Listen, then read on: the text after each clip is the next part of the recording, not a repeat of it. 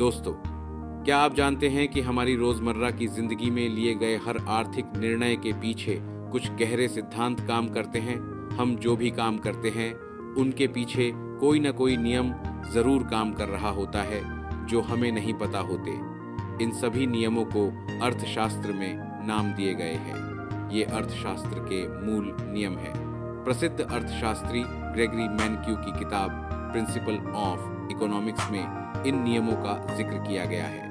आज हम आपको इन्हीं आर्थिक सिद्धांतों के वे 10 मूलभूत सिद्धांतों को समझाएंगे जो व्यक्ति, समाज और सरकार के आर्थिक निर्णयों को दिशा देते हैं। तो चलिए शुरू करते हैं। नियम 1, पीपल फेस ट्रेड ऑफ्स। कुछ पाने के लिए कुछ खोना पड़ता है। जीवन में कुछ भी फ्री नहीं होता है। हर निर्णय का मतलब एक विकल्प को चुनना और दूसरे को छोड़ना है। जीवन में हर निर्णय में कुछ त्याग करना पड़ता है।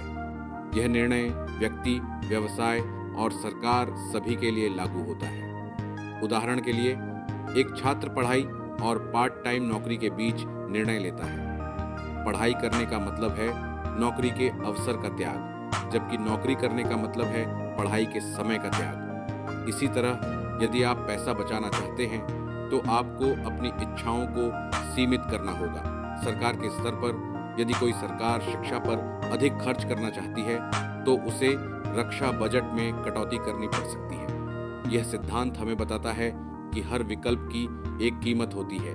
सही निर्णय लेने के लिए इन लागतों को समझना जरूरी है।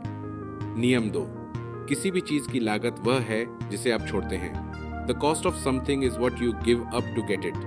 किसी वस्तु की वास्तविक लागत वह है जिसे आप उस वस्तु को पाने के लिए छोड़ते हैं। इसे अवसर लागत, अपॉर्चुनिटी कॉस्ट कहते हैं।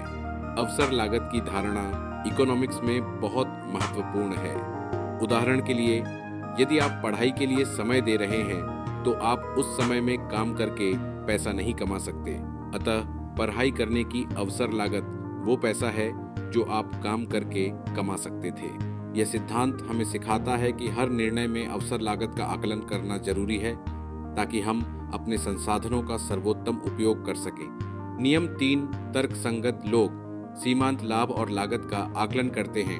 Rational people think at the margin. तर्कसंगत विवेकशील व्यक्ति निर्णय लेने से पहले सीमांत, मार्जिनल लाभ और लागत का मूल्यांकन करते हैं। अर्थात यदि आप किसी वस्तु की एक अतिरिक्त इकाई लेते हो तो आप उससे मिलने वाली संतुष्टि और उसकी कीमत के बीच अंतर करोगे। यदि संतुष्टि कीमत से ज्यादा होगी तो आप उस वस्तु को लोगे, अन्यथा नहीं लोगे। उदाहरण के लिए, यदि आप एक